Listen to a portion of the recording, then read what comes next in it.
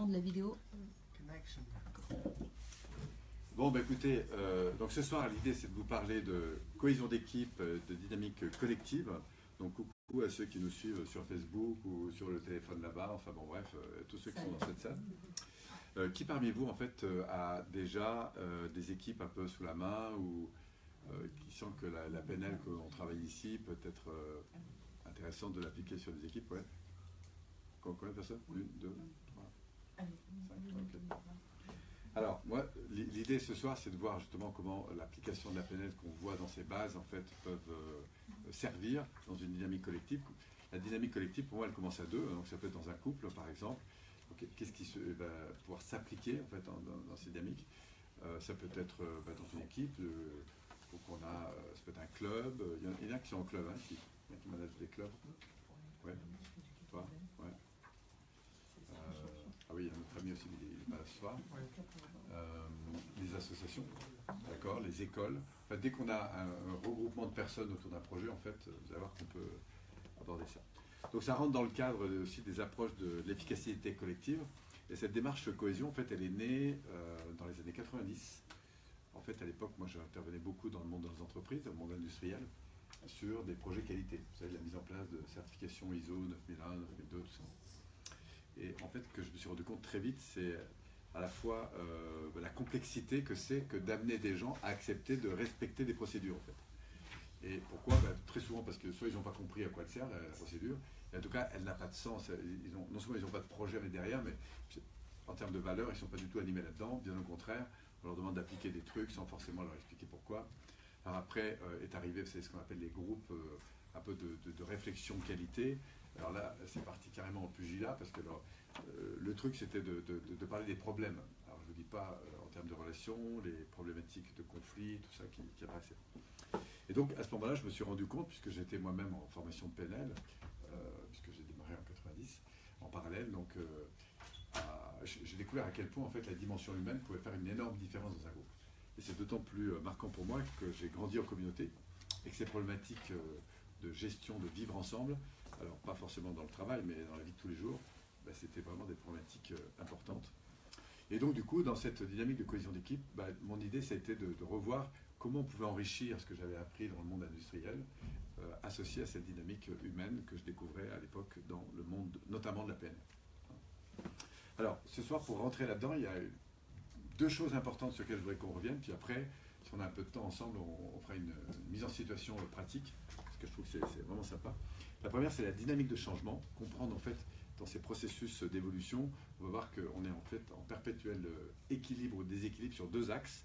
Il y a un axe qui est plus émotionnel, qu'on va appeler humain, et puis un axe de performance. C'est-à-dire qu'il y a des fois, on est dans des comportements qui sont performants, puis parfois, on est dans des comportements qui sont non performants. On parlera de comportements proactifs, et puis de comportements qui sont un peu réactifs. D'accord?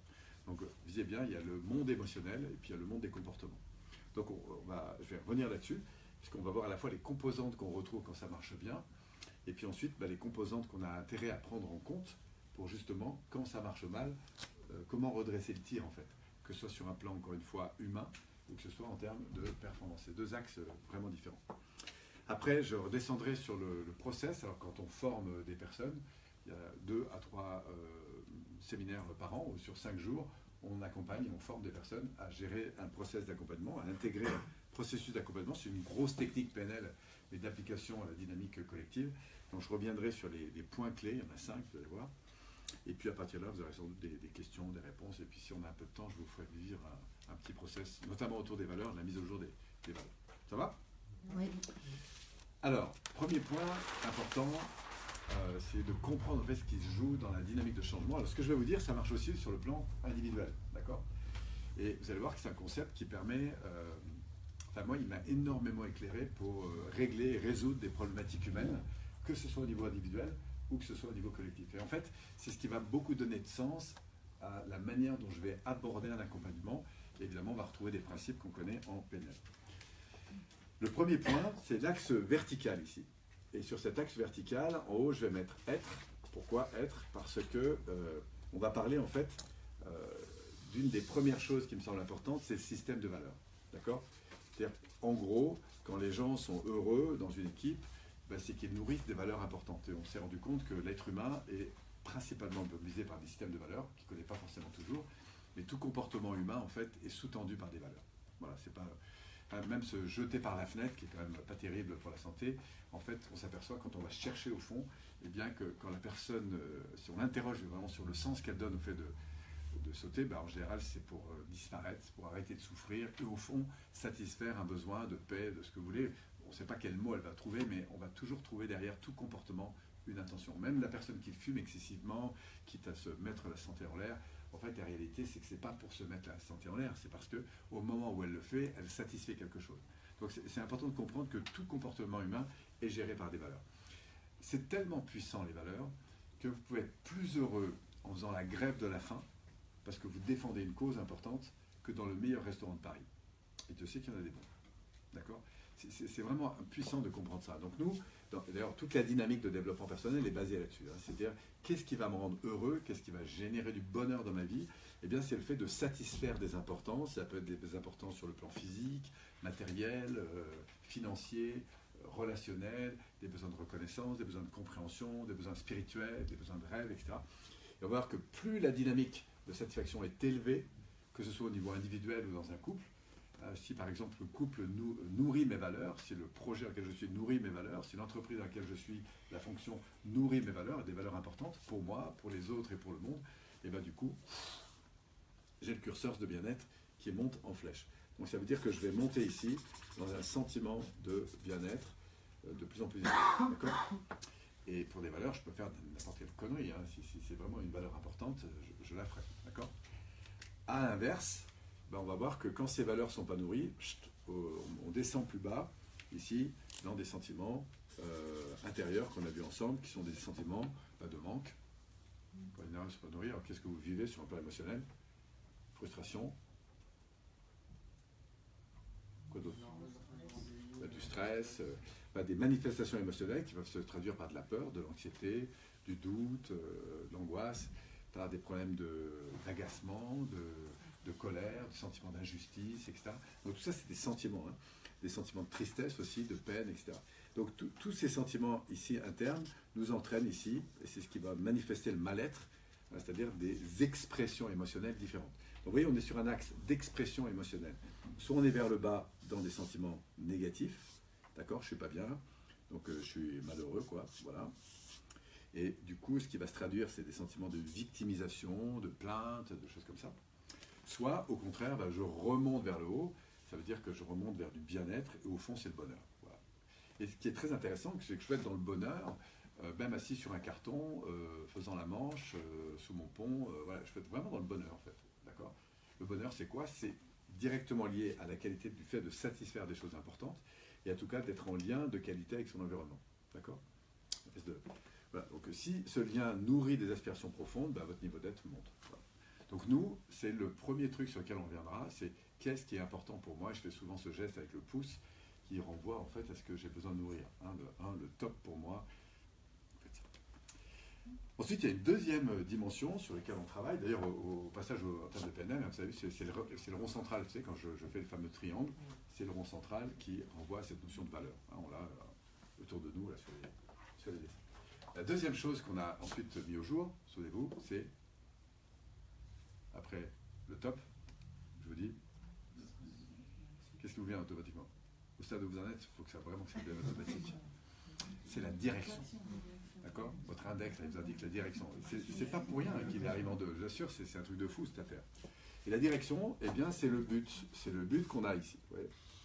Et nous, ce qu'on veut, c'est aller chercher, aider les personnes, d'abord au niveau individuel. Quand on les éclaire sur la valeur, c'est de se dire, bon, au fond, si cette valeur était satisfaite, dans quel but je pourrais, par exemple, si j'aspire à avoir de meilleures relations, à me sentir plus en confiance, d'accord, on a vu ça aujourd'hui, des états internes que je voudrais vivre plus souvent, je me dis, bah tiens, dans quel contexte je voudrais les vivre ? Par exemple, dans mon travail, dans mon interaction avec mes équipes, dans mon couple, etc. Et donc, nous, ce qu'on veut, c'est descendre à la deuxième étape dans la conscience du résultat, défini d'ailleurs émotionnellement, dirons-nous en PNL, mais de ce que l'on veut, d'accord ? Donc, si on va très loin là-dedans, ben, on va commencer par rêver notre ambition, d'accord ? Et puis de ce rêve, on va définir des visions, et puis des visions des projets, et puis des objectifs. Mais nous, ce qu'on veut, c'est aller chercher l'objectif, notamment le prochain poteau, c'est-à-dire quelle est la prochaine étape à court terme dans laquelle, si ça se passait mieux, au fond, ça se passerait comment? Et là, je vais avoir des indicateurs en termes de résultats. Ça va? On va appeler ensuite des objectifs, et je vous rappelle que plus ils sont définis sur un plan sensoriel, mieux c'est. Donc ça, c'est le deuxième pilier, d'accord? Donc c'est notre index. Et comme par hasard, quand l'un et l'autre, alors on peut aussi partir du résultat, c'est-à-dire au fond, c'est quoi mon rêve dans mon couple? C'est quoi mon rêve dans mon équipe? C'est se passer vraiment bien sur le terrain, que ce soit un terrain de tennis, que ce soit dans mon entreprise, que ce soit tout simplement dans la vie de tous les jours. Si ça se passait bien, à quoi ça répondrait? Et on le verra demain d'ailleurs dans les projections à 5 ans, 3 ans, 1 an, combien le fait d'avoir rêvé de manière intense grâce au processus qu'on va vous proposer, et bien derrière, ça met au jour automatiquement des valeurs. Qu'est-ce qui est important pour moi à travers ça? Donc ces deux modalités, elles sont pour nous très importantes parce qu'elles vont générer une troisième modalité. Et c'est là que le changement va commencer à changer. Je vais utiliser mon feutre rouge. C'est que du coup, on est prêt à mettre en place ici des comportements, des attitudes. Je fais un carré parce que c'est le côté un peu, je me positionne et je mets en place des stratégies. D'accord? Ça va symboliquement? Et d'ailleurs, on trouve en 3 le majeur. La majorité, ça veut dire quoi? Ça veut dire que j'accepte de respecter des règles, de mettre en place des actions, en quelque sorte, et qui soient cohérentes. Donc, je prends des responsabilités. Et là, on a un axe qui n'est plus un axe émotionnel, mais qui est un axe de comportement, d'attitude, et notamment de comportement qu'on va appeler, nous, dans notre jargon, proactif. Proactif. Proactif. Et ça veut dire efficace, en fait. Efficace, pourquoi? Parce qu'il répond aux résultats. D'accord? Donc, ce qui veut dire que cette loi dans laquelle je vais rentrer, c'est-à-dire ce processus, ces comportements, ces attitudes, eh bien, seront définis comme étant performants parce qu'ils répondent à ça. D'accord? Et c'est ça qui est aussi fort, c'est que, par exemple, si vous êtes, encore une fois, dans ce séminaire, c'est probablement parce que ce but de venir ici, à Paris, suivre cette thématique de 3 jours autour de la PNL, répondez quelque part à vos aspirations, sinon on ne serait pas là.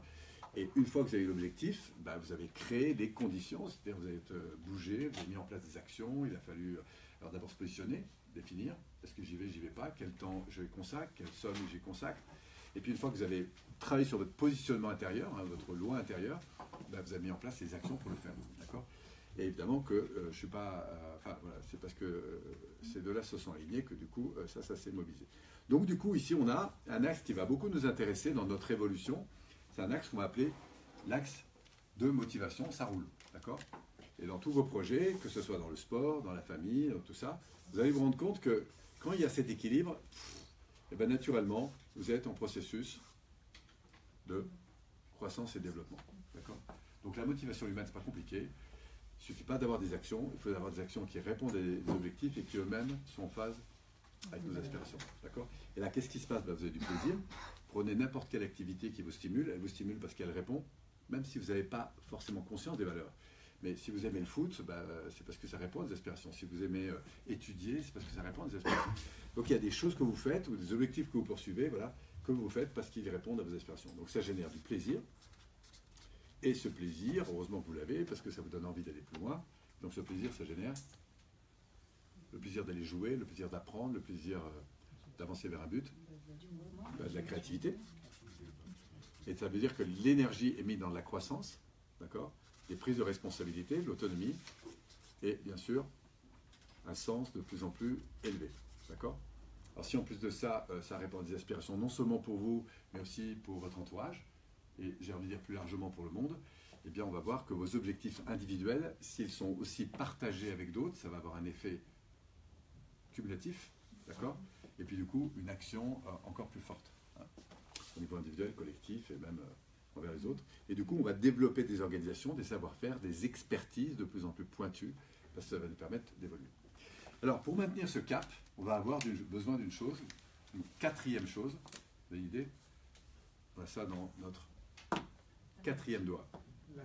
L'alliance. L'alliance, ça veut dire en fait de la communication, d'accord? Alors la communication, on l'a là.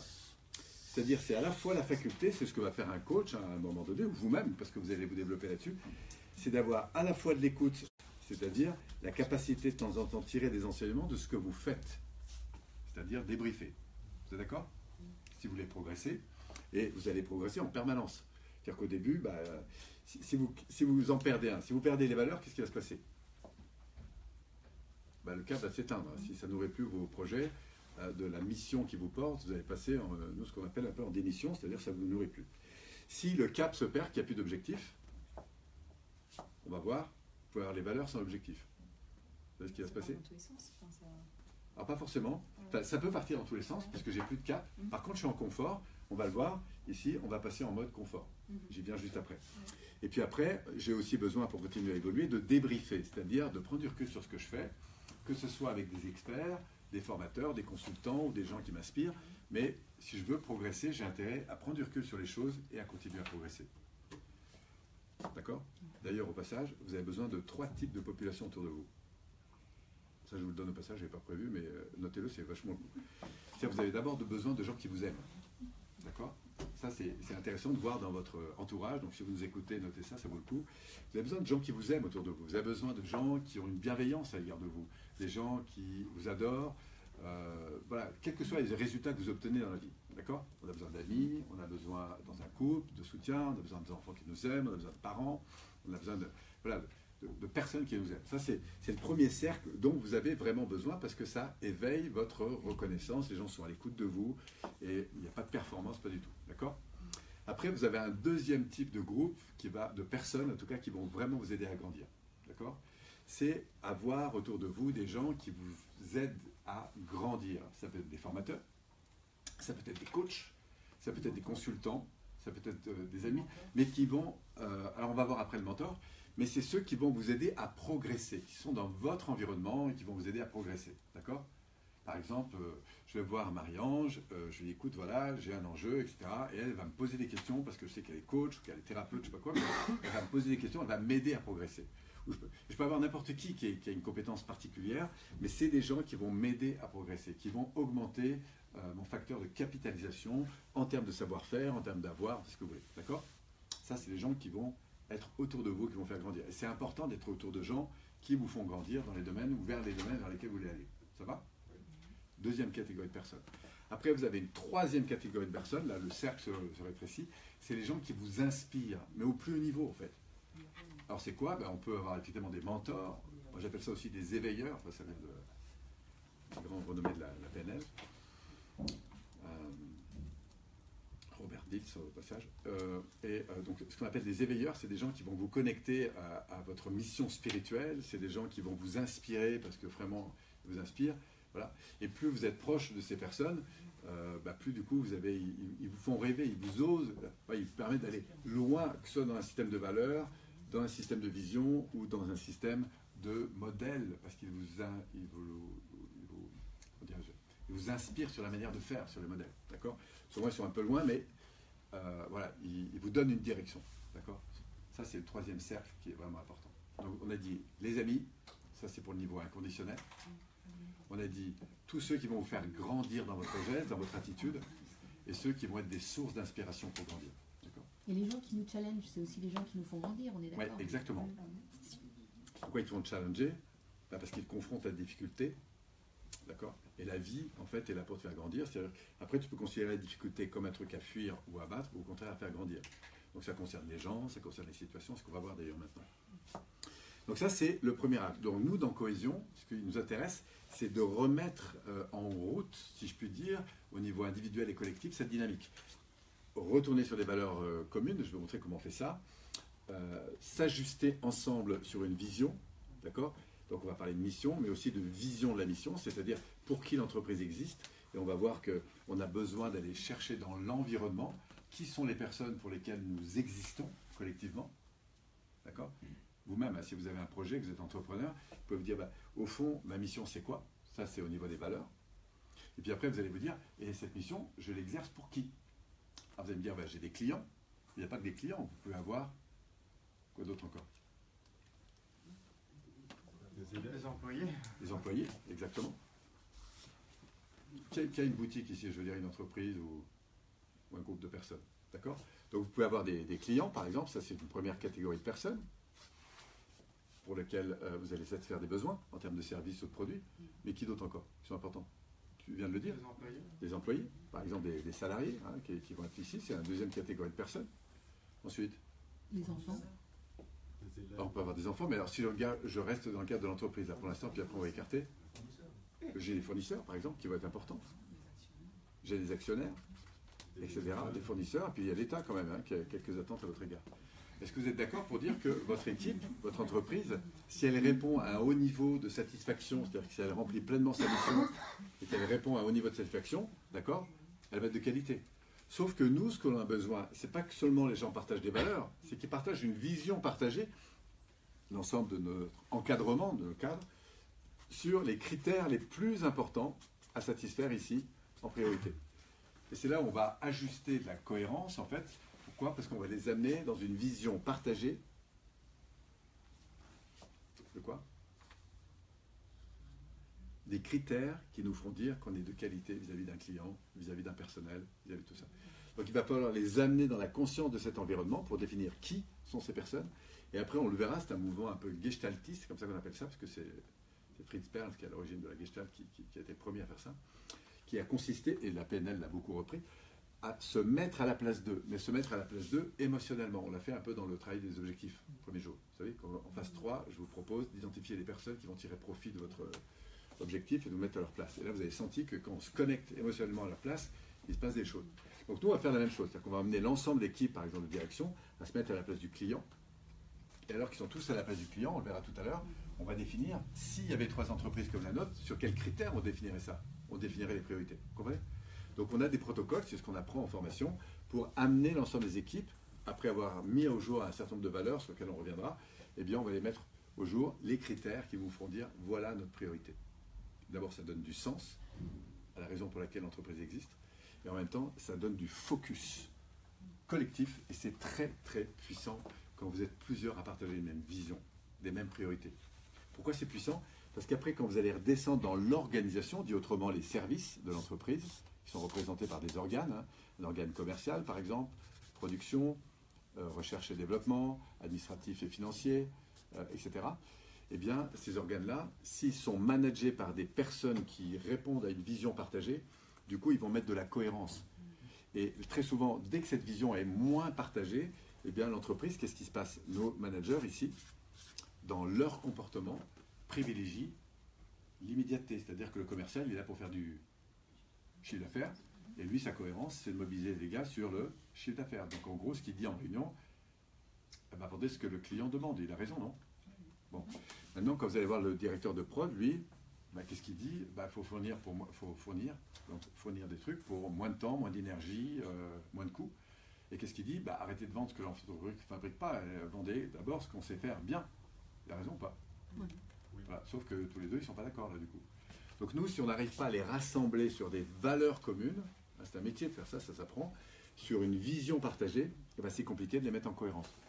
D'accord? Et j'ai des tas d'exemples de ça. Mais on peut recréer de la cohérence parce qu'ils ont une vision partagée. Dans un couple, c'est exactement la même chose. C'est-à-dire qu'il y a 2 choses qui font que les gens se séparent, c'est des divergences de valeurs et des ancrages négatifs. Mais si on va un peu plus loin, on a des divergences de valeurs. Donc qu'est-ce qui se passe? Bah, on n'a plus de projet en commun, si ce n'est d'amener les enfants à l'école ou de gérer les vacances. Mais quand on est ensemble que pour régler des problèmes, en fait, en quelque sorte, ou des responsabilités, vous êtes d'accord qu'il manque un truc là. Du coup, bah, chacun fait un peu son truc de son côté, et à un moment donné, on se perd. D'accord? Et quand les gens ne se parlent plus, eh ben, ils se divisent, et quand les gens se divisent, ils ont le sentiment qu'ils n'ont plus rien à faire ensemble, en fait. D'accord? Ça, c'est un phénomène normal. Donc nous, si on veut ramener cette collaboration, il faut qu'on redéfinisse des valeurs, un projet, ou alors on repartira sur un projet nouveau pour se dire quelles sont les valeurs qu'on veut satisfaire. Vous comprenez? Mais il faut absolument qu'on ait en commun ça. Quelles sont les valeurs de l'entreprise? C'est très important pour une entreprise parce que ça va créer son identité, ça va créer sa marque, ça va créer son rayonnement, hein, les valeurs d'une entreprise. Mais c'est aussi très important de l'amener sur sa mission, pour qui elle existe, et d'avoir ensemble une vision partagée de ça, pour qu'ensuite l'ensemble de l'entreprise se mobilise ensemble pour agir de manière cohérente avec ces priorités qui sont là, et surtout portées par des valeurs, parce que tous nos membres ici ont besoin de vision et ont besoin de valeurs. Et c'est comme ça que l'entreprise monte.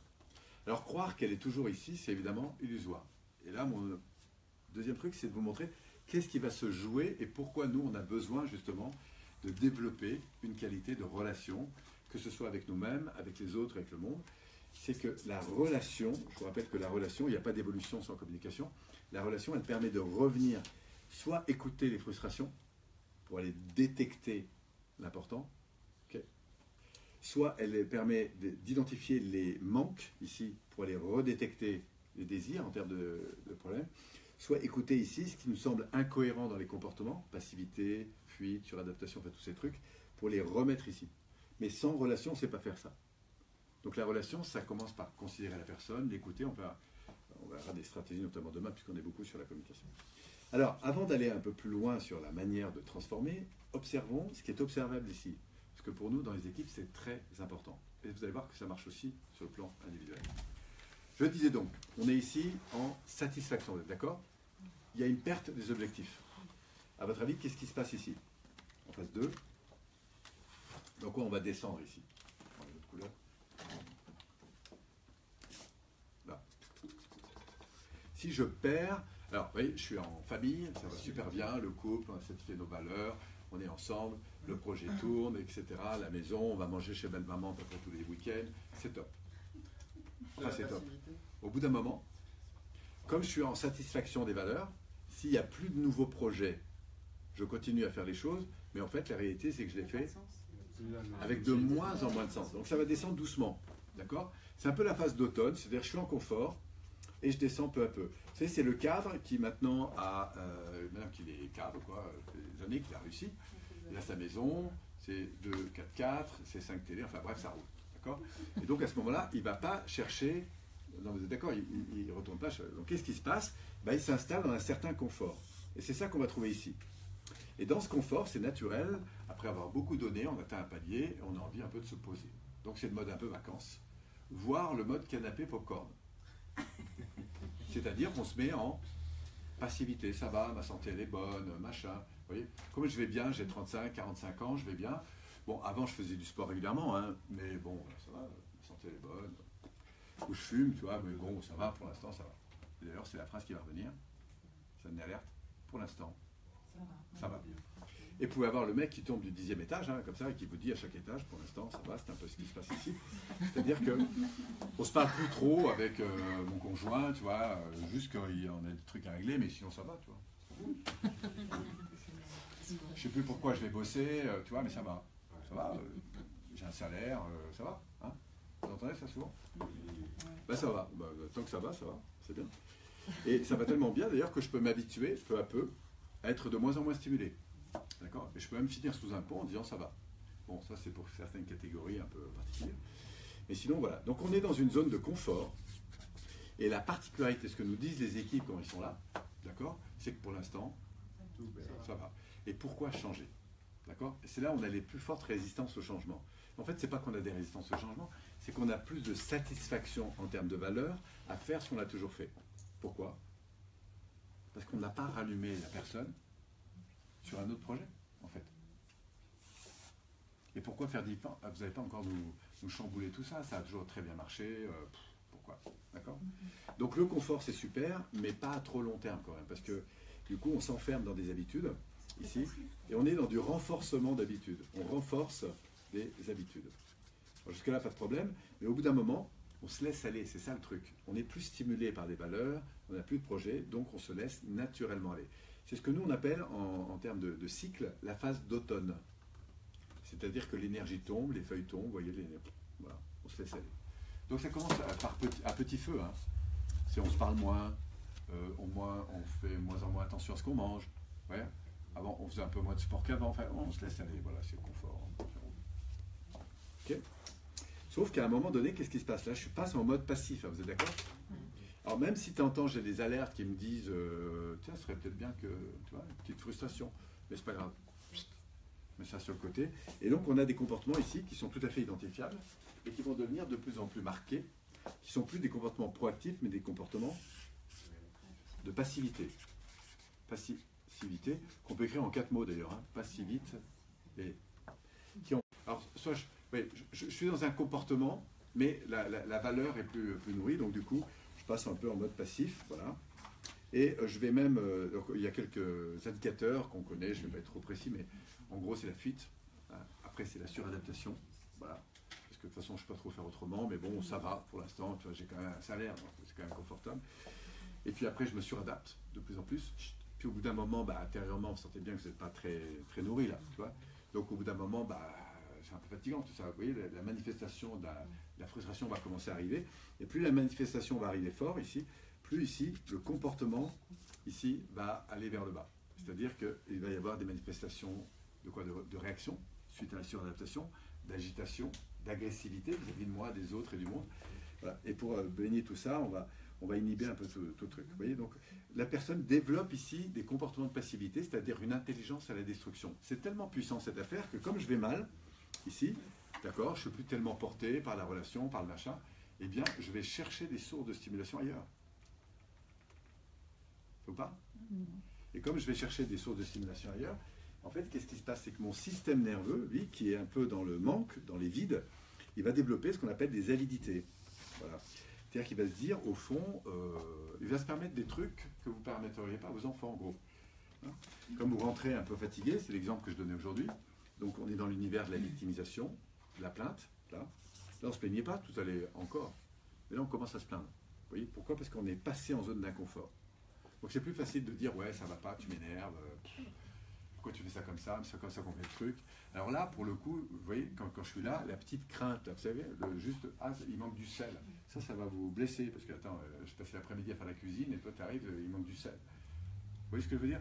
C'est que comme la personne, elle n'est pas bien, d'accord, bah, la petite piqûre là, qui tombe, ici, la petite persécution, elle va attaquer beaucoup plus fort.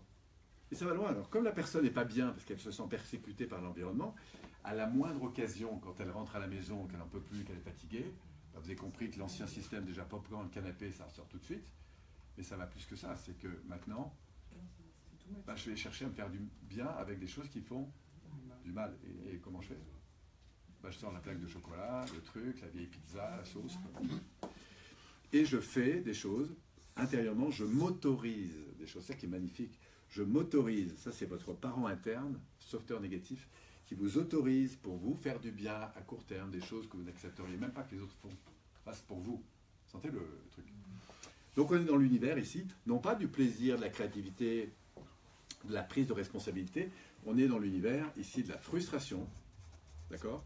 Et comme je ne suis pas bien, bah, au lieu d'exprimer mes demandes, puisqu'elles ont un peu disparu, si vous voulez, je vais exprimer mes souffrances, des frustrations, donc je vais dire en fait ce qui ne va pas. Et là, vous voyez que le système nerveux, lui, il est complètement réorganisé sur le problème et tout va s'organiser en termes de comportement et en termes de sentiments. Frustration qui va entraîner destruction, mesdames et messieurs. D'ailleurs, qu'est-ce qui va se passer? C'est que je vais manger de moins en moins bien. Je vais prendre de moins en moins soin de moi. Enfin bref, vous avez remarqué ce qui se passe quand vous n'allez pas bien. Vous déprimez, vous vous coupez du monde et vous descendez dans la zone pauvre de moi. D'accord? Oui ou non? Avec toutes les raisons de vous plaindre ou de sentir que l'environnement ne vous aime pas pour état de raison. Et bien sûr, pour réagir à ça, de tomber dans ces phénomènes de sauvetage, c'est-à-dire qui vous autorisent en fait à faire des choses négatives. Voilà. Ça va? Donc destruction, du coup, un truc très important, c'est que je prends. Est-ce que je continue à prendre des responsabilités? Non, je le fais. Et qu'est-ce que je fais de la responsabilité? Je la rejette à l'extérieur. D'accord? Et ça va entraîner des phénomènes de dépendance. Dépendance. Il y a marqué dépendance, c'est un peu loin ici. Notez-le, c'est important. Dépendance. Dépendance, ça veut dire quoi? Ça veut dire que. C'est fort, hein? C'est-à-dire que je vais créer une intelligence. C'est ça qui est magnifique. L'univers est vraiment bien fait. Il développe de l'intelligence à la destruction, c'est-à-dire que je vais aller prendre des choses qui ne sont pas bonnes pour moi, je vais commencer à être dépendant. Alors de quoi? Mes clopes. Je vais être dépendant de la nourriture, de l'alcool. D'accord? C'est-à-dire que je suis en telle avidité là, que je développe toutes sortes de comportements qui cherchent à me faire du bien immédiatement, mais dont vous savez très bien qu'à long terme, ça va vous tuer peu à peu. D'accord? Et vous acceptez d'ailleurs des comportements, des processus, des rejets, enfin, voilà. On fait un peu la guerre, on se divise. Voilà.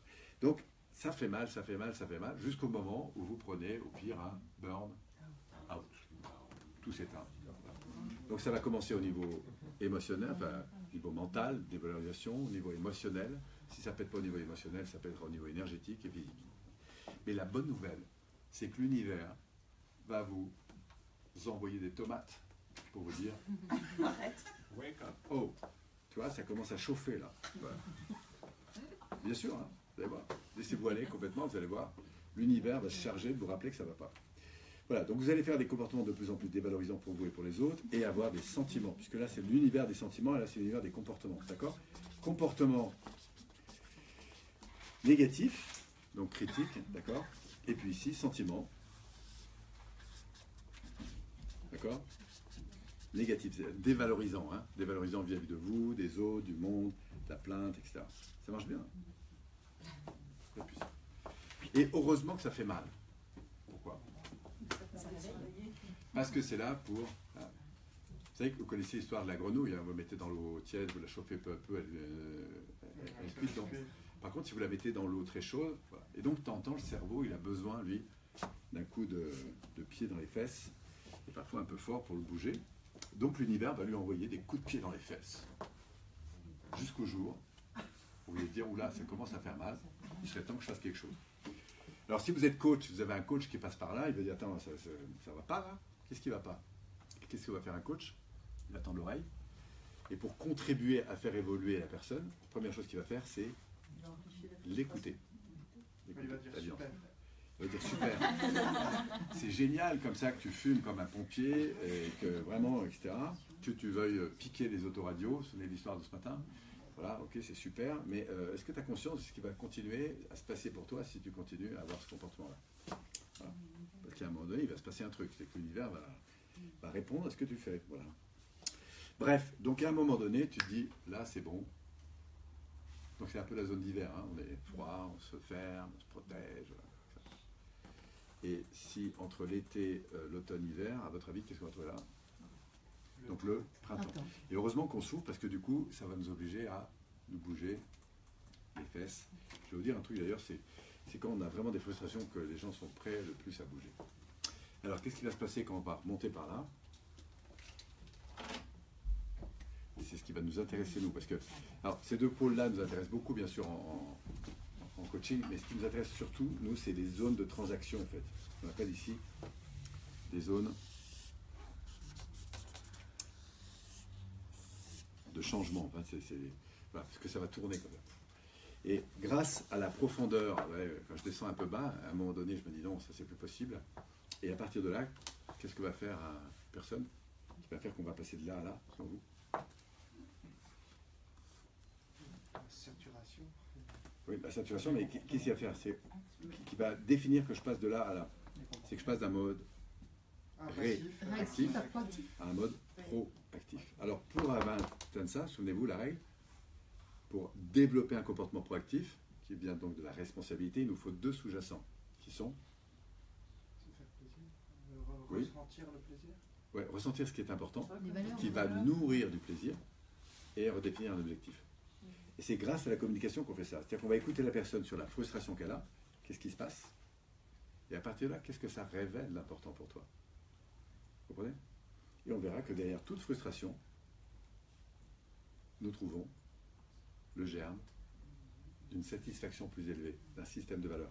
Et plus vous avez de la frustration dans un domaine, plus ça montre que vous avez une valeur élevée. C'est-à-dire que l'intensité de la frustration est proportionnelle à l'intensité de la valeur que vous attendez. En gros, si vous êtes dans une entreprise, vous attendez beaucoup de considération, d'accord? Parce que c'est important pour vous de vous sentir considéré, c'est une valeur importante, mais que vous ne l'êtes pas du tout, d'accord? Et bien cette frustration-là, d'accord? Vous serez d'autant plus frustré que cette valeur est importante. Monsieur, si vous êtes dans un milieu où manger correctement c'est très important, mais que vous êtes dans un milieu où les gens ne mangent pas correctement, ben, cet écart sera d'autant plus fort pour vous et la frustration sera d'autant plus élevée que la valeur est élevée. Donc nous on le sait sur un plan humain, c'est une bonne nouvelle, c'est que plus quelqu'un est mal, plus ça veut dire en fait en gros qu'il y a des valeurs importantes qui ne sont pas nourries. Donc nous ce qu'on veut faire c'est transformer, sauf que la personne a parfois complètement perdu le truc, voilà. Si elle est prête à se donner la mort pour retrouver de la paix, ça veut dire que la valeur de paix est très forte en fait. C'est ça que je suis en train de vous dire. Donc nous, ce qu'on veut, c'est rallumer le réverbère. C'est-à-dire, tiens, au fond, si ça se passait mieux, juste un peu mieux, ça se passerait comment? Et au fond, quelle valeur importante tu nourrirais? D'accord? Que ce soit au sein de cette équipe, dans notre collaboration, dans l'avenir, c'est quoi qui serait ton important?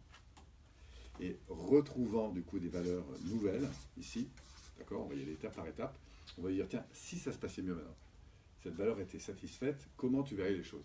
Et là, on va commencer à visualiser. Le cerveau va se connecter, en fait, de nouveau à ce qui pourrait être une zone de progrès. On va pas, même si le rêve est important, on va privilégier le premier pas. Vous vous souvenez de ça? Très important.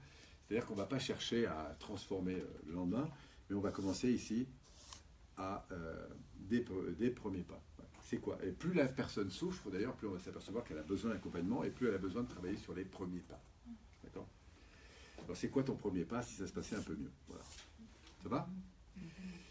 Et du coup, qu'est-ce qu'on entraîne? Si là, on était dans le renforcement des attitudes, là, on va être dans la transformation des attitudes. Dit autrement, la transformation des rituels.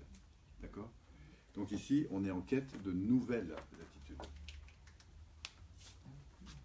Nouvelles attitudes. Alors en fait, il n'y a pas que les nouvelles attitudes qu'on va transformer, on va transformer les nouvelles valeurs, les nouveaux projets. Pardon? Les croyances limitantes. Limitantes? Les croyances limitantes aussi. Oui, mais une croyance, donne-moi un exemple de croyance limitante. Je ne peux pas réussir, voilà. Et la question que je vais te poser, c'est est-ce que tu sens que c'est lourd pour toi, ce sentiment? Le sentiment que tu ne puisses pas réussir. Est-ce que c'est un truc que tu vis comme étant lourd? Tu vois? Et moi, je veux t'accueillir là-dedans. Ok, c'est lourd pour toi. Et c'est d'autant plus lourd que l'aspiration à réussir est élevée. Oui ou non? Donc ça, tu vois, ça me révèle pour moi que, ok, la croyance dans laquelle tu es, en fait, c'est un magma, c'est une espèce de boue qui était tombée, tu vois. Et tu es tellement mal là-dedans que, voilà, tu crois que tu ne peux pas réussir, tu crois que tu ne peux pas t'exprimer, tu crois que tu ne peux pas avoir de la confiance en toi, tu crois...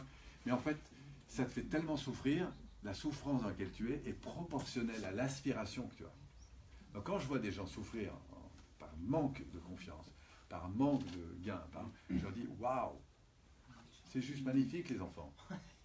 Est-ce que ça veut dire que quelqu'un qui dit j'arriverai jamais à faire des maths j'arriverai jamais à faire ce truc-là. La question c'est est-ce que tu as envie de faire des maths?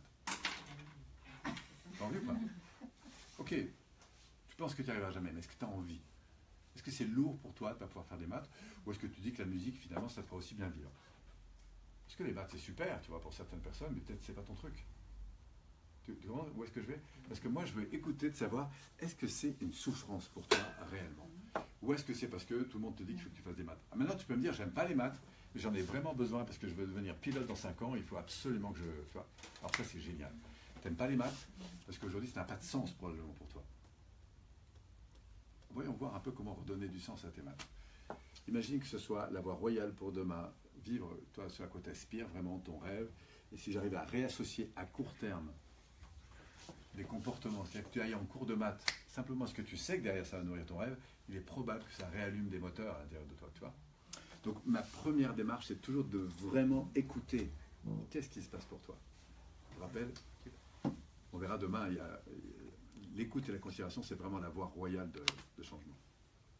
Ça va, ça se passe bien ou tout s'est éteint ou... Ça me demande de brancher la batterie. En fait, non, ça c'est autre chose. Les amis qui êtes là, je pense qu'il va y avoir un problème de batterie, donc c'est pas grave, on se retrouve sur une prochaine soirée. Moi je vous ai adoré, je fais plein de bisous, faites des petits j'aime, partagez. Voilà. Mais je pense que ça consomme plus que ça ne recharge, donc on n'y arrivera pas. Mais c'est pas grave, c'est très sympa d'être avec. Non, c'est sûr. Ah oui, tout est parfait dans ce monde. Si vous sentez une frustration, c'est qu'il y a probablement derrière une aspiration forte. Et rassurez-vous, il y en a plein Internet. Voilà, si jamais on se quitte. Sinon vous êtes encore là, c'est que... C'est top. Un petit tour d'horizon pour vous. Il y a du monde, il y a du monde dessus? Oui, il y a 23 personnes. D'accord. Bon, on remercie au passage Laurence qui a été notre caméraman. Bon, si vous êtes encore avec nous, on va attendre que ça coupe et puis voilà. Alors, c'est bon? Donc, je vais chercher, vraiment, c'est autant vis-à-vis de soi que des autres, hein, mais apprendre à écouter, on va le faire demain, c'est vraiment écouter, prendre en considération ce que vit la personne. Est-ce que c'est si important pour toi? Et si ça l'est, si tu vis, si tu souffres de ça, la bonne nouvelle, c'est qu'il y a derrière une aspiration profonde. Tu es dans la dépendance à de la drogue et ça te fait chier, c'est ça qui se passe. C'est tellement lourd pour toi. Pourquoi? Parce que l'aspiration à te dégager de ce truc est là. Ça, je sais. Si toi tu ne sais pas, moi je suis un pro, je peux te dire que c'est ça qui se passe. Parce que si tu t'emmerdais pas comme ça, bah, tu serais en zone de confort, tu dis bah, je continue, ça ne pose pas de problème. Mais si ça t'emmerde aujourd'hui, ce truc, c'est parce que l'aspiration a changé. Tu vois. Alors c'est ok que tu sois dans une situation qui soit terrible, que ton job ne te va pas, que ton couple ne te va pas, que ton machin ne te va pas, ok. Mais la bonne nouvelle, c'est que si vraiment ça ne te va pas, c'est qu'il y a d'autres valeurs qui sont là et que peut-être qu'il y a longtemps qu'elles n'ont pas été prises en compte. Mais je peux t'assurer un truc, c'est qu'aussi puissant a été la chute, aussi puissant peut être la remontée. Sauf que tu as besoin de stratégie pour ça. On est là pour ça, si tu veux y aller. Ça va le discours? Moi, ça me permet d'aller très fortement là-dedans. Et tous les grands leaders, d'ailleurs, vous transformeront un type avec le même genre de réflexion. Voilà. Et heureusement qu'il y a de temps en temps des piliers qui vous disent qu'il y a un espoir que vous semblez avoir perdu. Voilà. Mais moi, je sais que le sentiment de frustration est proportionnel à l'ambition qu'il y a. Une fois que j'ai l'ambition, après, je vais dire, ok, on ne va pas transformer tout en 2 jours. Voilà. Mais c'est quoi ton prochain poteau? C'est quoi ta prochaine étape? Imagine que demain, allez, ok, c'est lourd dans ta vie familiale, en couple. Imagine que demain, les choses aient changé. Qu'est-ce que tu voudrais vivre de plus intense, de plus positif, de plus constructif? Parle-moi de qu'est-ce qui te manque le plus. On va aller connecter ce machin-là et tu vas commencer à envoyer.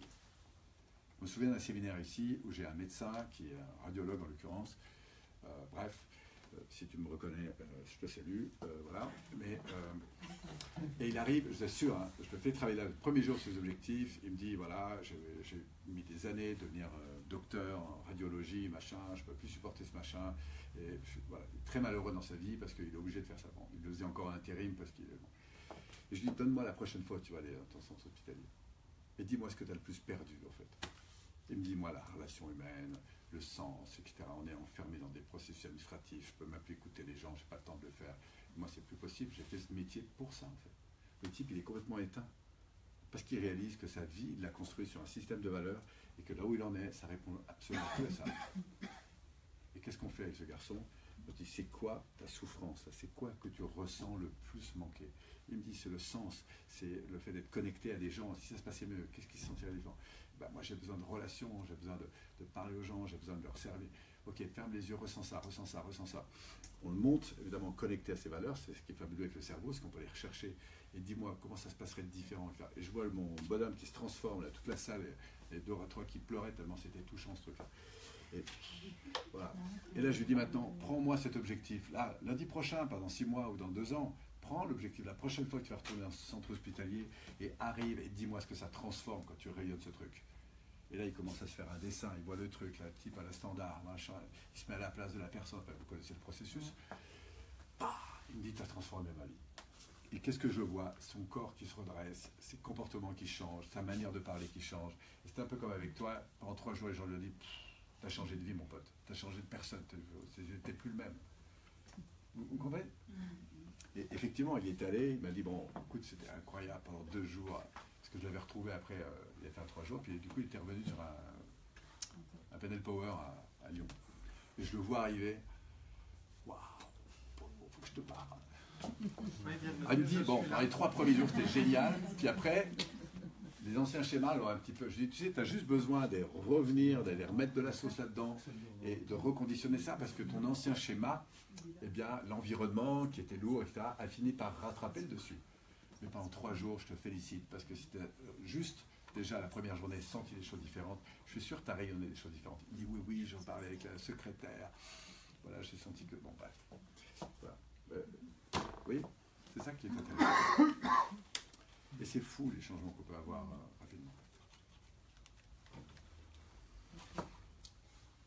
Bref. Donc, du coup, on va rééduquer système de valeurs, vision et ensuite comportement. Et c'est quand le comportement va commencer à s'intégrer, même quand c'est les 1 jour, 2 jours, 3 jours, là, on est en phase de remontée. Pourquoi? Parce qu'on a changé le processus, on a changé le comportement, la personne remonte. Et du coup, on va évidemment aller chercher des nouvelles attitudes, en gros, puisqu'on remonte vers là. Mais en fait, en réalité, c'est qu'on va chercher de nouvelles valeurs, nouveaux projets, nouveaux comportements, de nouvelles façons d'être au monde. Mais en tout cas, ce qui est sûr, c'est que nos rituels, dans certains contextes, se modifient. Et nous, ça nous intéresse beaucoup les rituels, parce que c'est des petites choses qui... et on remonte ici. Donc ça va commencer ici par d'abord la remise en cause, on va travailler du très court terme, on va le voir dans Cohésion, d'accord, quand on va remobiliser les équipes, on va travailler à 24 heures. Au fond, dans les 24 heures, qu'est-ce qui pourrait se faire?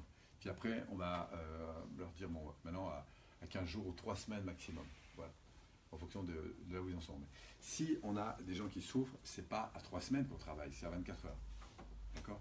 Plus les gens sont descendus ici bas, plus il faut traiter du court terme, pour rééduquer sur le court terme et accompagner.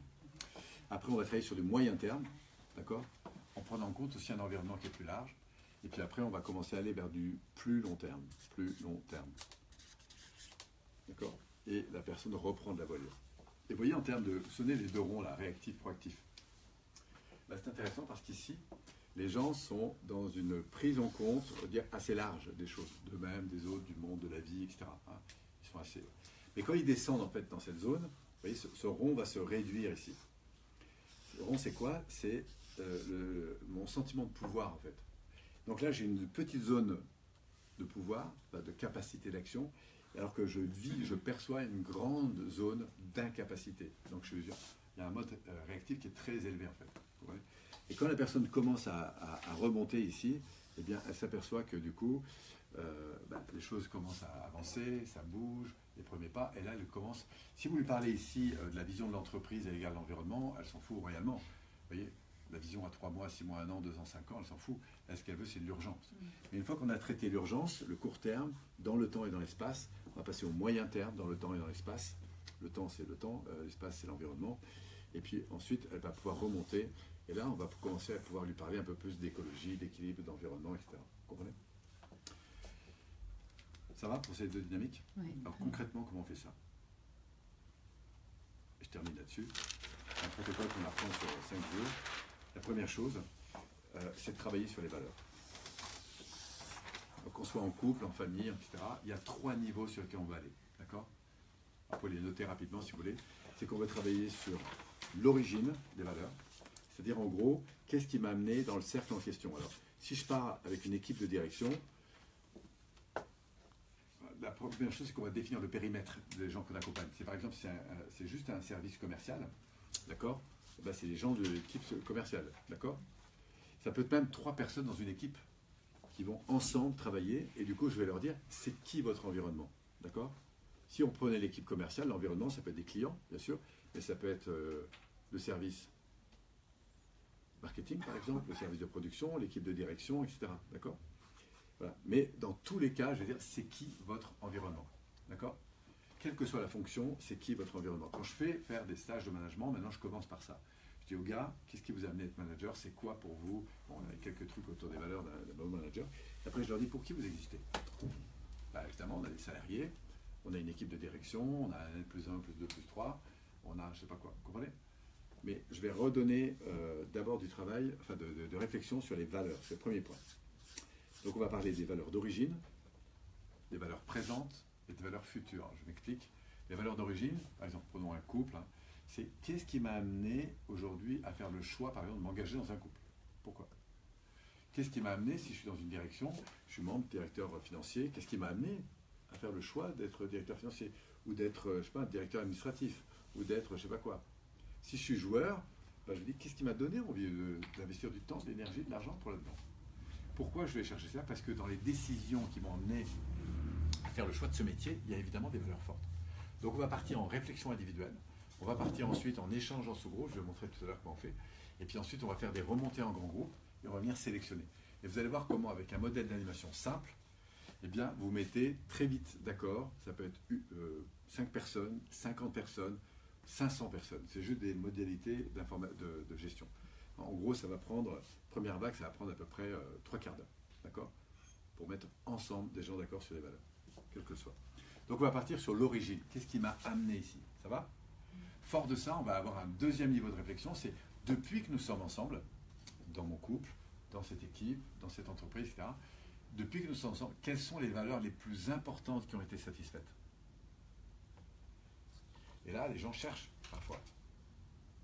Surtout s'ils sont en conflit. Je me souviens comme ça d'une intervention où les gens c'était très lourd, hein, un truc éducatif, on appelle un IME, très très lourd. Et ils voulaient plus se parler. Enfin, il y avait 2 qui pleuraient quand j'ai commencé la journée. Enfin bon, bref. Donc du coup, j'étais venu pour faire de la communication et j'ai dit oulala, on va faire autre chose. Donc je les ai séparés. Ça leur a même fait du bien de se séparer. Et je leur ai demandé de prendre une feuille, de réfléchir sur les 15 raisons qui avaient fait le choix. Pourquoi il y en a un qui était éducateur, pourquoi l'autre était médecin, pourquoi l'autre travaillait au service administratif, pourquoi l'autre était ceci, cela. Et mes 17 personnes ont réfléchi individuellement. 15 trucs, je leur ai demandé. Après, je les ai mis en sous-groupe de 2. Je leur ai dit, est-ce qu'il y a encore quelqu'un avec qui vous acceptez d'échanger? Donc ils se sont mis par 2. Il y avait beaucoup de tension. Et puis ils ont commencé à échanger. Donc j'écoutais par exemple Laurence, et je l'écoutais vraiment à travers ses valeurs. Je voulais savoir qui était cette personne. Et c'est la première fois que les gars ils s'écoutaient en ayant une vraie sensibilité. Vous comprenez? Puis après elle m'écoutait. Et puis après, comme tout le monde avait fait ça, qu'est-ce qu'on a fait? Moi j'ai pris le tableau, j'ai fait remonter tout le monde. Tout ça, ça s'apprend, hein, c'est processus d'animation. Et puis on a listé tout ce qui était important pour eux. Et je vous assure qu'il y avait vraiment des valeurs fortes qui ressortaient. Puis après ils sont venus avec un crayon, ils ont sélectionné les 6, les 7 trucs les plus importants. On a fait ressortir qu'est-ce qui était le plus commun. Et ça nous a changé l'énergie. Après ça, hop, ils sont de nouveau remis en individuel. Là, je leur dis maintenant, depuis que vous êtes ensemble, alors je sais que c'est pas tous les jours facile, surtout en ce moment, parce que vous traversez des trucs durs, mais c'est quoi que vous avez quand même trouvé de positif depuis que vous êtes ensemble? Il y a eu de l'écoute une fois? Notez-le, même si c'était un peu. Il y a eu un peu de considération des fois? Notez-les, surtout si c'était important pour vous. Et ils ont commencé à réfléchir individuellement, puis ils sont allés voir une autre personne, ils ont échangé, puis après on a remonté ça, et puis ils sont venus sélectionner. Vous savez quoi? Après on est parti en pause. 2 ans après, je me souviens, on avait fait un bilan 2 ans et demi après. Ils m'ont dit ce fameux jour, ça a tout changé en fait. Et quand ils sont revenus de la pause, vous savez ce que j'ai fait? Que quand vous travaillez sur les valeurs, au bout d'un moment, les gens vous disent oui, mais c'est bien tout ça, mais il y a quand même des trucs qui ne vont pas. Je dis c'est super. C'est super. Ça veut dire qu'il y a des créneaux, c'est-à-dire qu'on va peut monter encore d'un palier, et probablement sur des choses qui sont super importantes pour vous. Sauf que si vous commencez à communiquer tout sur ce qui ne va pas, on est reparti à zéro. Donc qu'est-ce qu'on va faire? Vous allez prendre une feuille de papier, vous allez relever qu'est-ce qui vous manque le plus et vous allez m'écrire.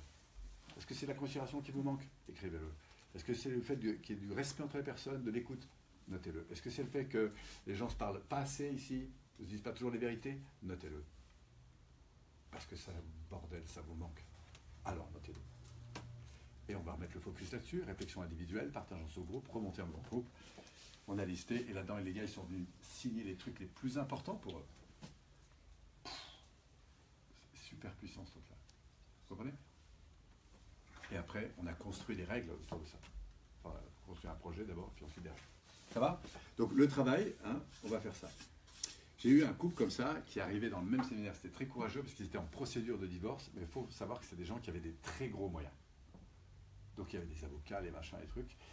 Et au fond, on sentait qu'ils s'aimaient, mais ils n'arrivaient plus à se supporter. C'était juste intenable. Enfin bon, bref. Mais ils sont quand même venus ensemble. C'était très courageux. Ils avaient une réelle volonté. Et quand ils sont venus, parce que là, ils sont venus me voir, l'autre est venu me voir, c'est Paul, voilà, ça va pas. Je leur dis, à un moment donné, on s'est pris la pause, parce qu'il y avait Lionel qui était là. On leur dit, vous savez, si vous ne travaillez pas là-dessus, ça va vous coûter un max de pognon, le truc. Comme ils étaient près d'Aix-les-Bains, c'est ce qu'on a fait. Lionel les a pris sur un week-end. Il leur a fait une cohésion d'équipe de couple, on a une procédure comme ça, et il a écouté les uns et les autres. À la fin du truc, 1 jour et demi ça a duré. D'accord?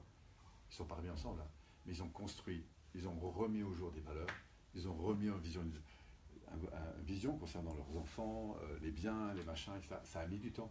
Ils ont discuté parce que les valeurs qui étaient importantes, c'était on se remet d'accord, on rééquilibre les choses au maximum, on va chercher nos avocats pour savoir en termes de droit ce à quoi on a droit, et après. Et à la fin, ils ont appelé leurs avocats, ils en avaient 2 ou 3 chacun. Ils leur dit, voilà pourquoi on vous mobilise. On va à tel endroit, ça va se passer comme ça, comme ça, comme ça, comme ça. Voilà. Et vous appliquez ce qu'on vous demande. Point, barre. 6 mois après, ils nous ont dit, mais vous imaginez pas le pognon que vous avez fait gagner? Bah oui.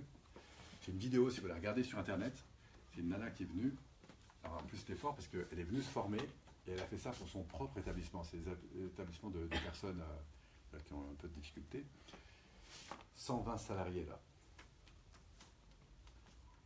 3 mois et demi après, elle revient. Elle me dit, Polo, faut que je te parle.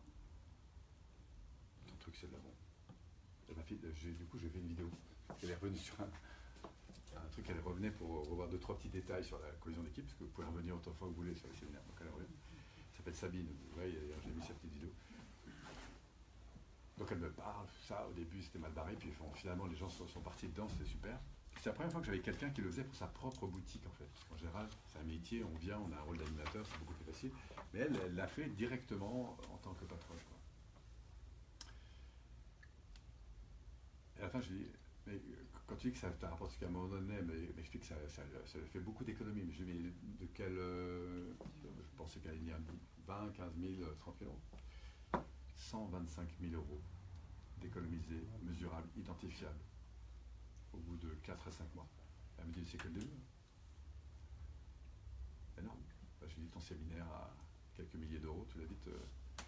Vous pouvez l'écouter, elle est dans la vidéo, vous allez voir, elle est sur le... Merci Sabine, si tu m'écoutes. Bon voilà, ça c'est les valeurs. Ça va pour les valeurs, hein, on est connecté les valeurs. Ensuite, comme je vous disais tout à l'heure, il va falloir qu'on rayonne. La mission, hein, c'est de rayonner sur un environnement. D'accord? Et là, on va retrouver notre phase numéro 2, notre poteau numéro 2, enfin si je peux dire, c'est-à-dire le rayonnement de l'entreprise, pour qui cette entreprise existe, ou ce service. Alors, ça peut être une école, hein, d'accord? Les partenaires d'une école, c'est qui? On a les enfants, les parents, les professeurs, les machins. Si vous prenez une équipe de sport, par exemple, on a des joueurs, on a qui encore? Entraîneur. On a les entraîneurs, on a les supporters, les arbitres, etc. Moi, j'ai travaillé pour la Fédération nationale de basket. C'est très compliqué, on a commencé à Paris, etc. Et après, dans la suite, on avait rassemblé à Pralognan, 80, enfin, toute la ligue, 80 personnes à Pralo, j'ai fait venir devant, c'était un truc de fou. Voilà, mais on a commencé par les valeurs et la vision, et c'est très compliqué d'ailleurs. J'ai une fédération, je l'avais jamais. Enfin, la première fois que je faisais vraiment. Il y a 2 lieux que j'ai fait qui étaient assez complexes, c'est les fédérations, parce que c'est. Surtout au niveau national, c'est très complexe. Et puis je l'avais fait aussi pour les mairies, la mairie notamment en station de sport, hein, une mairie de. Bon, c'est dans la vallée de. Enfin, bref, ça va me revenir. Et c'est très complexe parce que c'est tout un ensemble de sous-structures. Voilà, bref, dans tous les cas, on va aller chercher les personnes qui sont concernées, en fait, pour qui l'entreprise existe. Et nous, ce qu'on veut, c'est identifier des personnes. Donc le client, on va le traduire par une personne. L'État, on va la traduire par une personne. Ça peut être, je sais pas moi, l'inspecteur des impôts, le type de l'URSSAF. Enfin, okay. Les salariés, bien sûr, on va les identifier comme des personnes. Et comme je vous disais tout à l'heure, toute l'équipe ici va devenir la question. Alors, imaginez que par exemple, vous êtes tous les directeurs d'une même société, vous m'avez convoqué, on a fait le travail le matin sur les valeurs, et l'après-midi, on passe sur le projet. Imaginons que vous m'avez dit, nous, le premier partenaire, c'est le client. Je vais vous dire, identifiez les clients que vous connaissez. Et ensuite, vous allez imaginer que votre entreprise est là, qu'il y en a 3 sur le marché. Vous êtes client. Qu'est-ce qui, parce que vous connaissez un peu l'entreprise, vous travaillez dedans. Sur quels critères, en fait, vous définissez que cette entreprise est vraiment de qualité pour vous? Et évidemment, j'aurais pris soin de vous ouvrir à quelques zones de réflexion, matérielle, relationnelle, intellectuelle, spirituelle, etc. Donc vous allez partir en réflexion, échanger en sous-groupe, remonter de l'information en groupe, et ensemble, on va sélectionner ce qui est le plus important. Et on finira par les 5 à 7 critères les plus importants, sur lesquels collectivement vous dites, voilà. C'est sûr que vous ne parlez pas de la même façon à vos clients. Si après on recommence avec le personnel, même chose, je veux dire, c'est qui vos équipes? Là, vous allez penser à Robert, à Valérie, qui est au machin, au truc, vous allez mettre leur bleu de travail, leur machin, et là vous allez vous dire, tiens, il y a 3 entreprises qui ont la note, moi je suis salarié, à quoi j'aspire réellement vis-à-vis de la direction? Et ça vaut le coup, hein, parce que parfois les gens, ils n'ont jamais fait ça une seule fois. Hein. Ils réfléchissent individuellement, ils partagent dans ce groupe, on remonte, et là on a de l'intelligence collective incroyable. Et du coup, ça va nous donner ensuite l'occasion, puisqu'on a des critères vis-à-vis du client, vis-à-vis des salariés, vis-à-vis des actionnaires, c'est vachement intéressant, ça de les mettre à la place des actionnaires, ça tiens, on s'aperçoit qu'ils n'attendent pas que des dividendes, les actionnaires. À la place des fournisseurs, à la place de ceci, cela. Et donc du coup, on va définir des grandes priorités, mais partagées par les gens qui sont là, d'accord? Et là, on a passé la 2e phase. Ce qui va nous conduire à la 3e phase, où là, on va descendre dans les services, c'est ce qu'on apprend à faire dans un séminaire. Donc vous êtes coach ici, vous avez le manager qui est... Vous avez eu l'occasion avec lui de passer une journée. Ensuite, vous le retrouvez, ce manager, dans ses équipes. Pour faire quoi? De la communication. Mais c'est-à-dire qu'il va réunir ses équipes là. Et vous, avec lui, vous allez faire 2 choses en fait. Vous allez d'abord l'accompagner à la descente du projet. C'est très important que le manager soit porteur de sens commun auprès de ses équipes. Vous sentez l'idée? Donc, on va le préparer, on a des méthodes pour ça, pour que le manager soit lui-même le porteur de sens. C'est très important que le manager ou la direction est là pour donner une direction. Ensuite, on va faire ce qu'on appelle un auto-diagnostic de performance, exactement comme on le ferait en PNL.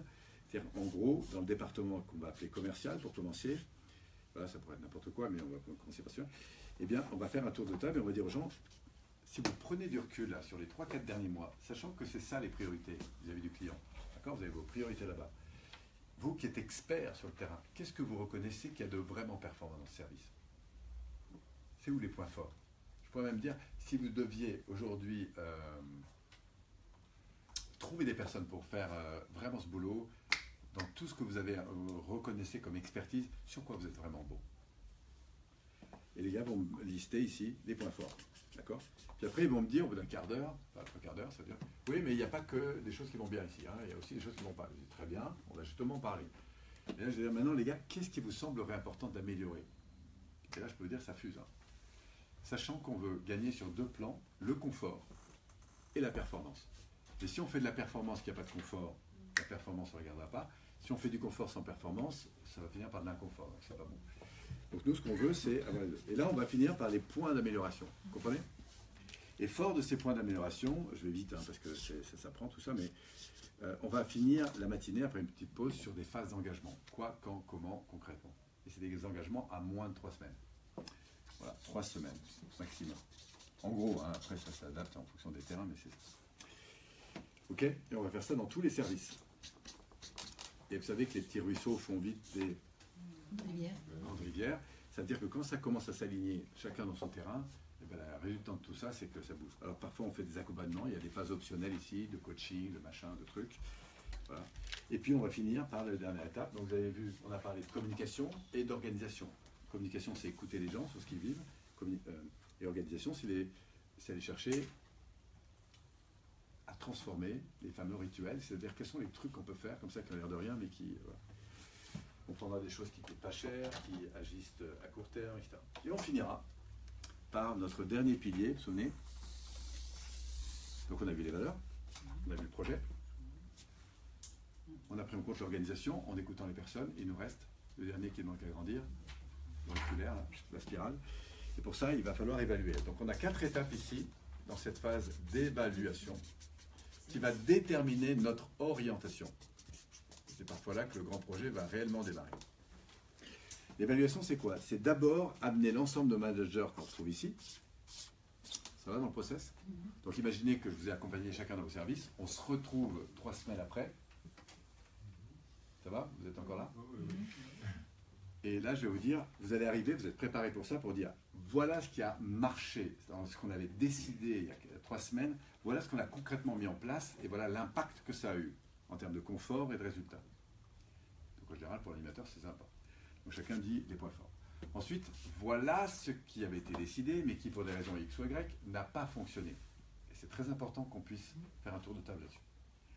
Enfin, et ça va être le 3e point, c'est voilà ce qu'on a décidé depuis. Et là, vous allez voir, c'est la zone la plus importante. Pourquoi? Parce que quand vous avez fait travailler une demi-journée, c'est une demi-journée à peu près par service, une équipe sur comment gagner en termes de qualité et de confort, ils ont envoyé de la créativité, ils ont fait ça le vendredi, sauf que quand ils reviennent le lundi, le mardi, le mercredi, il y a des idées qui continuent à arriver. Vous comprenez? Et comme ils sont tous dans cette dynamique, ben la créativité va continuer, et c'est souvent dans ces 3 semaines, en fait, qu'il y a beaucoup d'initiatives qui ont été prises, d'actions, d'améliorations qui ont été mises en place, mais qui n'étaient pas forcément décidées au départ. Donc nous, le 3e point, on le sait, ça va être un point important, c'est de définir tout ce qui a été mis en place, mais qu'on n'avait pas décidé. Et c'est souvent la liste la plus longue. D'accord? Et puis enfin, on fera une pause, pour être clair. Et la dernière étape, c'est de dire aux managers, fort, et ils auront été préparés pour ça, bien sûr, fort de ces 3 semaines, selon vous, si on avait à mettre de l'énergie, c'est-à-dire de l'attention sur quelque chose, en termes d'investissement, de technologie, quoi que ce soit, bref, imaginez dans les 3 mois, qu'est-ce qui, selon vous, serait le plus important de renforcer? Et là, vous avez toute l'équipe qui vous fait une espèce de taux de diagnostic qui vous dit, les gens de terrain, voilà où il faut mettre les coups de tournevis si vous voulez qu'on avance. Il nous faudrait peut-être apprendre à mieux gérer les réunions, peut-être qu'il nous faut développer telle technologie en termes d'outils techniques, peut-être qu'il faudrait former les gens à je ne sais pas quoi, bref, ils vont nous donner ça. Alors nous, en plus, on sait dans quelle structure ils vont nous donner ça.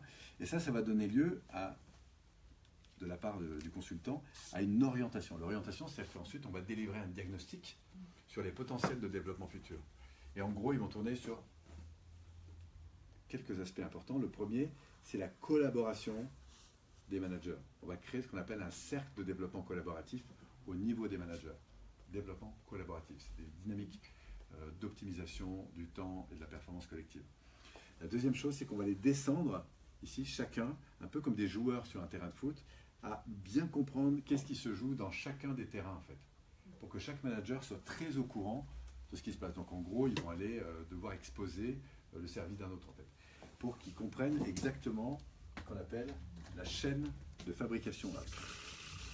Alors, il y a des choses qui sont transversales, mais vous voyez, il y a toutes les étapes. Il faut absolument qu'ils connaissent tous les maillons de la chaîne. D'accord ? Ensuite, ils vont découvrir qui, autour de la chaîne, dans tous les services, éventuellement, agit là-dessus.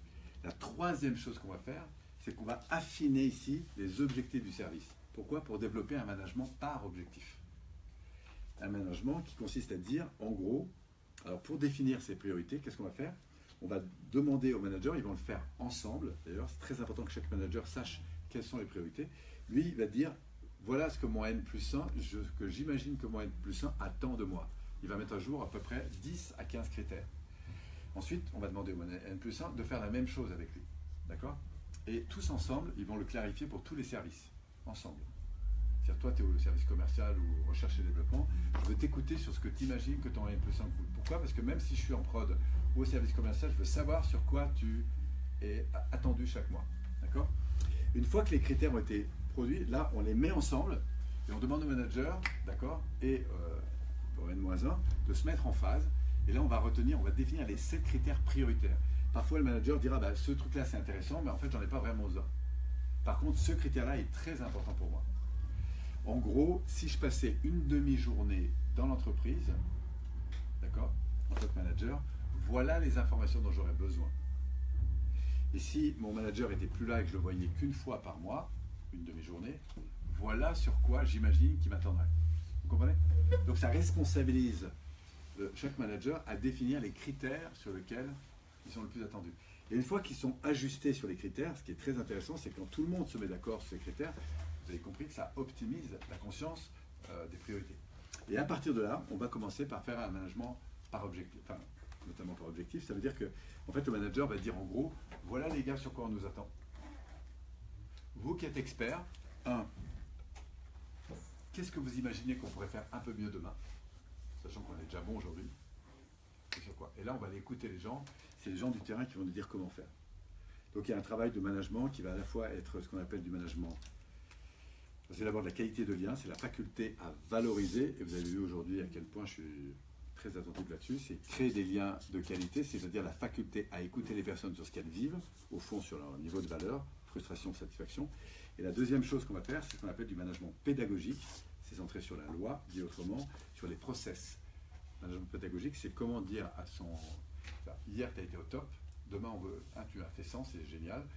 Demain, on a besoin de faire 110. Selon toi, comment on va faire, sachant que moi, je vais t'aider à faire ça. Ça, c'est ce que va faire le manager et ses équipes. Vous avez compris ? Management pédagogique centré sur le geste, l'amélioration des gestes. Management psychologique, d'accord, centré sur la qualité de l'écoute et du lien. Et c'est sur ces deux vecteurs, en fait, qu'on va avancer et progresser. Ce qui en revient à mobiliser ces équipes dans ce sens-là. Le lien à la fois sur la qualité de ce que les gens vivent, sur les objectifs qui sont les nôtres, et sur chaque jour, comment on améliore le process en fonction des priorités qui nous semblent les plus importantes. Voilà, c'est ça cohésion.